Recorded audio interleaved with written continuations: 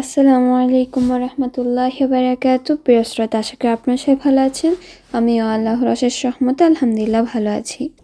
প্রিয় শ্রোতা, আমরা শিখতেছি নবী করিম সাল্লাল্লাহু আলাইহি ওয়াসাল্লামের জীবনী। আজকে আমরা 12 নম্বর পর্ব থেকে শুরু করব ইনশাআল্লাহ। নবুয়ত পাওয়ার পর নবী করিম সাল্লাল্লাহু আলাইহি ওয়াসাল্লাম কি দাওয়াতি কাজ করেছিলেন সেটা আমরা আজকের পর্বে জেনে নিব ইনশাআল্লাহ। নবী করিম সাল্লাল্লাহু আলাইহি ওয়াসাল্লাম মক্কার লোকদেরকে যেভাবে দাওয়াত দিয়েছিলেন, পাশাপাশি আরবদের মধ্যে বিভিন্ন গ্রুপ যখন ওমরা করতে আসে, হজ করতে আসে, তাওয়াফ করতে আসে, ওনাদেরকেও দিনের দাওয়াত দিত। ওইদিকে আবু লাহাবের নেতৃত্ব মক্কার লোকদেরকে নিয়ে তারা বলে, কি করা যায়, এই দাওয়াত কিভাবে থামানো যায়, লোকদেরকে নিয়ে যেন দাওয়াত না দিতে পারে। তারা বলে, নবী করিম সাল্লাল্লাহু আলাইহি ওয়াসাল্লাম একজন জাদুকর, এই কথা সব মানুষদেরকে জানিয়ে দিতে হবে। এখন তারা কি করলো, যে কোনো জায়গা থেকে যখন মানুষ আসে তারা পথের সামনে বসে থাকতো আর সবাইকে বলে বেড়াতো নবী করিম সাল্লাল্লাহু আলাইহি ওয়াসাল্লাম জাদুকর। তখনকার দিনে মেলা বসতো, অনেক মানুষ জড়ো হইতো।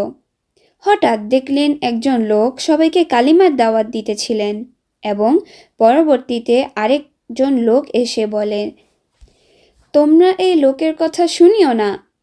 এদের ভিতর আরেকজন লোক এসে বলে, আগে যে লোকটি কালিমার দাওয়াত দিয়েছেন তিনি কে, আর যে লোকটি এসে দাওয়াতি কাজ বন্ধ করছেন তিনি কে?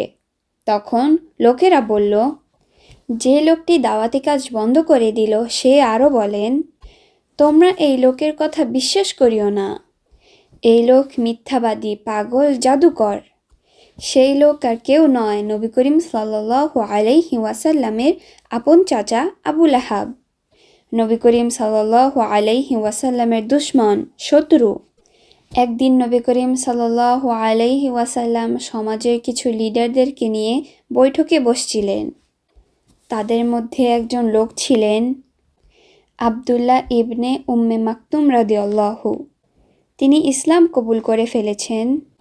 এরপর তিনি এসেছেন নবী করিম সাল্লাল্লাহু আলাইহি ওয়াসাল্লামকে ইসলামের দিন সম্বন্ধে কিছু কথা জিজ্ঞাসা করার জন্য। কিন্তু নবী করিম সাল্লাল্লাহু আলাইহি ওয়াসাল্লামের পাশে ছিলেন সমাজের গণ্যমান্য বেশ কয়েকজন লিডার। তিনি তাদেরকে বেশ গুরুত্ব দিতেছেন, কিন্তু ওই লোকটিকে গুরুত্ব দিলেন না। নবী করিম সাল্লাল্লাহু আলাইহি ওয়াসাল্লাম মনে করেছেন, এই লোকদের মধ্যে যদি একজন ইসলাম ধর্ম গ্রহণ করেন তাহলে ওনার নেতৃত্বে বাকি সবাই ইসলাম গ্রহণ করবেন। তাদের মধ্যে ছিলেন উতবা, সাইবা, ওয়ালিদ। আর ওই অন্ধ লোকটিকে নবী করিম সাল্লাল্লাহু আলাইহি ওয়াসাল্লাম গুরুত্ব দিলেন না। কিন্তু মহান আল্লাহ তাআলা এটা পছন্দ করেননি।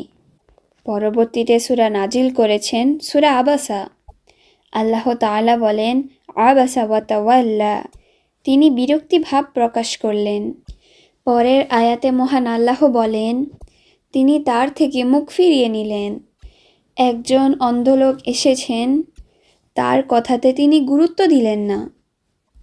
পরবর্তীতে মহান আল্লাহ তাআলা নবী করিম সাল্লাল্লাহু আলাইহি ওয়াসাল্লামকে এই সূরার মধ্যে বলেছেন, আপনার কাছে যে দিন শিখার জন্য আসে আপনি তাকে গুরুত্ব দেন, আর যে দিন শিখার জন্য আগ্রহ দেখায় না তার পিছনে আপনি সময় নষ্ট করবেন না। নবী করিম সাল্লাল্লাহু আলাইহি ওয়াসাল্লামের কাছে যখন কোনো গনিমতের মাল জমা হয় তখন তিনি বলেন, আমার মন চায় গনিমতের মাল বিতরণ করার সময় ভালো মনের লোকদেরকে একটু কম দেই আর খারাপ মনের মানুষদেরকে একটু বেশি দেই, কারণ তারা যেন উল্টাপাল্টা কথা না বলে জাহান্নামে চলে যায়।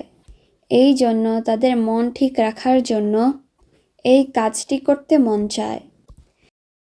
ইবনে জুনাইদা আবু জারদা রেফারি আনহু রাদিয়াল্লাহু পরবর্তীতে আরও বলেন, আমি, আমার মা, আমার ভাই উনাইসা, আমরা তিনজন এক এলাকা থেকে আরেক এলাকায় গেলাম।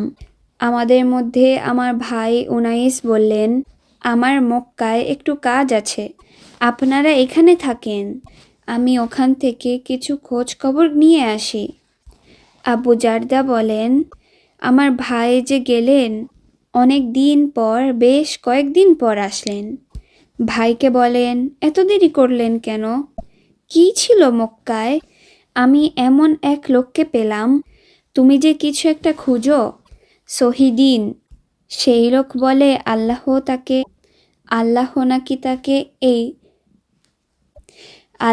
নাকি তাকে এটা দিয়ে পাঠিয়েছেন। এই রকম এক লোকের খবর পেলাম। লোকেরা কি তাকে গ্রহণ করেছে? তিনি বলেন, তাকে কিছু লোক গ্রহণ করেছে, কিছু লোক করেননি। তারা বলে, সে তো কবি। আবার কেউ বলে সে তো জাদুকর। আবার কেউ বলে সে তো গণক। তখন উনাইদ বলে, আমি কিন্তু অনেক গণকদের কথা শুনেছি। উনি তো তাদের মতো এরকম বকবক করে কথা বলেন না। আমি তো নিজেই কাব্য চর্চা করি, কবিতা চর্চা করি, নিজেও কবি। আমি কবিতার সাথে মিলিয়ে দেখলাম তিনি তো কোনো কবিতার মতো কথা বলেননি। আমার কাছে মনে হচ্ছে তিনি একজন মহৎ ভালো মানুষ। আর যারা ওনার সম্বন্ধে বাজে মন্তব্য করতেছে, আমার মনে হয় এরাই আসল মিথ্যাবাদী। তখন ওনাইদকে ওনার ভাই বলে, আপনারা থাকেন, এবার আমি একটু মক্কাতে যাই। তারপর ওনাইদ বলে, যাবেন তো ভালো কথায়, খুব সাবধানে থাকবেন, কেউ যেন টের না পায়। আর কাকে আপনি খুঁজতে যাবেন কাউকে বলবেন না। আবু দার বলেন, আমি চলে এলাম মক্কাতে। এসে দেখেন কয়েকজন লোক। তিনি বলেন, এখানে যে একজন ধর্মত্যাগী লোক আছে, তিনি কোথায়? তারা বলে, ওই যে ওখানে আছে। এই কথা বলে ওই লোকটাকে আক্রমণ করে ইট পাথর মারা শুরু করলো। তারপর তিনি বেহুশ হয়ে পড়ে গেলেন। যখন জ্ঞান ফিরে আসলো, তিনি দেখেন ওনার চেহারা ক্ষত বিক্ষত হয়ে গেছে। তারপর বলেন, আমি জমজমের পানি খেলাম, রক্ত মুছে শরীর ধুয়ে ফেললাম। এখন আমি তো ওনাকে দেখিও নি, চিনিও না। ওরা তো আমাকে দেখিও দিবে না। কিভাবে ওনার সন্ধান পাই? কাকে জিজ্ঞেস করব? জিজ্ঞেস করলে তো আবার আক্রমণের শিকার হব। এভাবে 1 মাস কাটিয়ে দিলাম, আর অপেক্ষা করতেছি কিভাবে ওনার দেখা পাই। ওইদিকে আমার তো কোনো খাবার নেই, যা এনেছি সব শেষ হয়ে গেছে। বাকি দিনগুলো আমি জমজম খেয়ে কাটিয়েছি। জমজম খাওয়ার পর আমার চেহারার ক্ষত বিক্ষত শুকিয়ে গেল এবং মনে হয় জমজম খেয়ে আমার পেট ভরে যায়। আমার আগের থেকে সুন্দর স্বাস্থ্য ভালো হয়ে যায়। আমি অনেক শক্তি পাই। 1 মাসে অনেক পরিবর্তন হয়ে গিয়েছি আমি। এভাবে চলতেছে, রাত জেগে থাকি, ওনার কোনো সন্ধান পাই কিনা। একদিন চাঁদের খুব ভালো আলো আছে। ওই রাতে আমি অপেক্ষায় আছি কাবা ঘরের পাশে। তখন সবাই ঘুমিয়ে গিয়েছে, কেউ কাবা ঘর তাওয়াফ করছেন না। জাহিলি যুগেও তারা কাবা ঘর তাওয়াফ করত। তখন দেখলাম হঠাৎ করে 2 জন মহিলা তাওয়াফ করতে এসেছে। তাওয়াফ করতে এসে তারা কাবা ঘরের 2টা মূর্তিকে, ইসাফ আর নাহিলার কাছে অনেক কিছু চাইতেছেন, দোয়া করতেছেন। ইসাফ হলো পুরুষ মূর্তি আর নাহিলা হলো মেয়ে মূর্তি, মহিলা মূর্তি। এরা জাহিলি জমানায় কাবা ঘরে এসেছে খারাপ কাজ করতে, মানে জেনা করার জন্য। তখন আল্লাহর অভিশাপে তারা মূর্তি হয়ে যায়। আবু দার বলে, আমি দূর থেকে ভালোভাবে দেখতেছি তারা কি করতেছে, আমার কাছে খুব খারাপ লাগে। আবু দার বলেন, এরা তো অভিশপ্ত জেনাকারিনী। তোমরা হারামের কাছে কিসের দোয়া করো? আমি তাদেরকে থামানোর জন্য এই কথা বললাম যে, কার কাছে দোয়া চাও? তারা থামলো না। তারা আমার কাছে এসে বলে, তুমি কি বলতে চাও? তারা উলুধ্বনি দিতে দিতে বের হয়ে গেল। আমার কথা তাদের সহ্য হলো না। যেতে যেতে মহিলারা বলে, আহারে, আমাদের সাথে আমাদের দলের লোকগুলো যদি থাকতো, এই লোকটাকে শায়েস্তা করত। আমাদের মাবুদের নামে এত বড় কথা। এমন সময় নবী করিম সাল্লাল্লাহু আলাইহি ওয়াসাল্লাম আবু বকর রাদিয়াল্লাহুকে নিয়ে পাহাড়ের উপর থেকে নিচের দিকে আসতেছেন। গভীর রাতে এবং ওই দুই মহিলাকে দেখে বলেন, তোমরা তাড়াতাড়ি চলে আসতেছো কেন, কি ব্যাপার? আরে কাবার মাঝখানে ধর্মত্যাগী এক লোককে পেলাম। নবী করিম সাল্লাল্লাহু আলাইহি ওয়াসাল্লাম বললেন, সে তোমাদেরকে কি বলল? এমন কথা বলেছে যেটা শুনলে মুখ ভর্তি হয়ে যাবে। জাহিলি যুগে সবার মধ্যে কথা বলার আদব লজ্জা ছিল, ভদ্রতা ছিল। এতটুকু উত্তর শেষ, মহিলারা চলে গেল। আবু দারদা বলেন, আমি দেখলাম দুইজন লোক এসে হাজরে আসওয়াদকে চুমু খেলেন, বাইতুল্লায় নামাজ পড়লেন। নামাজ পড়ার পর আমি এসে ওনাদের সালাম দিলাম। আল্লাহ পাক ওনার মনের ভিতরে আগেই ঈমান ঢুকিয়ে দিয়েছেন। তিনি বলেন, আসসালামু আলাইকুম ইয়া রাসূলুল্লাহ।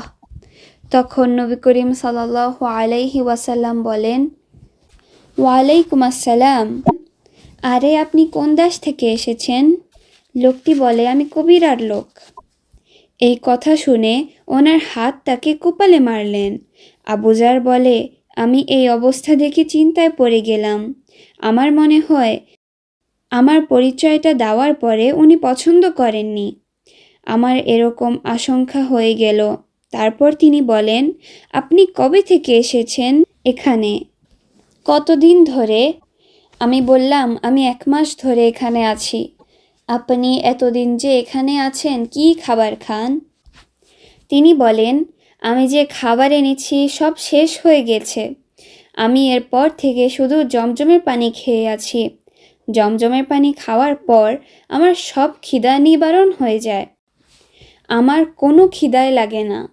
আমি আরও দ্বিগুণ শক্তি পাই এবং নিজেকে অনেক সুস্থ মনে হয়। তখন নবী করিম সাল্লাল্লাহু আলাইহি ওয়াসাল্লাম বলেছেন, জমজমের পানি অত্যন্ত বরকতময়। আর এই জমজমের পানির মধ্যে খাবারের ভিতরে যতগুলা উপাদান আছে সব এই পানির মধ্যে আছে। খাবারের কাজ করে দেয় এবং যার রোগ বালাই আছে তার জন্য এই জমজমের পানি শিফা এবং ওষুধ হিসাবে কাজ করে। তখন আবু বকর সিদ্দিক রাদিয়াল্লাহু বলেন, ইয়া রাসূলুল্লাহ, আমি আপনার কাছে পারমিশন চাই, আমি এ বেচারাকে আজকে রাতে মেহমানদারি করব। নবী করিম সাল্লাল্লাহু আলাইহি ওয়াসাল্লাম অনুমতি দিলেন। তখন আমি নবী করিম সাল্লাল্লাহু আলাইহি ওয়াসাল্লাম সহ 3 জনে গেলাম ওনার ঘরে। উনি আমাদেরকে তাইবের তরতাজা কিসমিস খেতে দিলেন। খেলাম, অনেক ভালো লাগলো। আমি 1 মাস পরে কোনো খাবার মুখে দিলাম। তারপর আরও কিছু খেলাম। এরপর নবী করিম সাল্লাল্লাহু আলাইহি ওয়াসাল্লাম বলেন, তুমি তোমার কওমের কাছে ফিরে যাও এবং আমার তরফ থেকে দাওয়াতি কাজ শুরু করে দাও। যদি তুমি সবাইকে দাওয়াত দিতে পারো, সবাই যদি তোমার কথা শুনে, তোমার দ্বারা আল্লাহ ফয়দা নিবেন। সবার সমপরিমাণ নেকি আল্লাহ তোমাকে দিবেন, তোমাকে দান করবেন। তারপর আবু জারদি চলে এলেন। আসার পর ভাই উনাইসের সঙ্গে দেখা হলো। ভাই বলল, এতদিন তো ছিলেন, কি করেছেন? ভাই বলল, কাজের কাজ করে এসেছি। আপনি কি মনে করছেন? আপনি যেদিন ইসলাম ধর্ম গ্রহণ করেছেন, আমিও মনে মনে ইসলাম গ্রহণ করেছি, কিন্তু আপনাকে বলি নাই। তারপর যখন দুই ভাই এক হয়ে গেলাম, আমাদের মায়ের কাছে গেলাম। মাকে বললাম, মা, একটি জরুরি কথা আছে। মা, এই তো দিন পেয়ে গিয়েছি, আমরা নবী মুহাম্মদের কাছে ইসলাম গ্রহণ করেছি।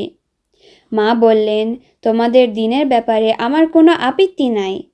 তারপর তিনি নিজেও ইসলাম কবুল করে ফেললেন। তারপর তারা মা ছেলে 3 জন মিলে দাওয়াতি কাজ শুরু করলেন তাদের গোত্রের কাছে। আলহামদুলিল্লাহ, হিজরতের আগে প্রায় অর্ধেক মানুষ ইসলাম কবুল করে ফেললেন।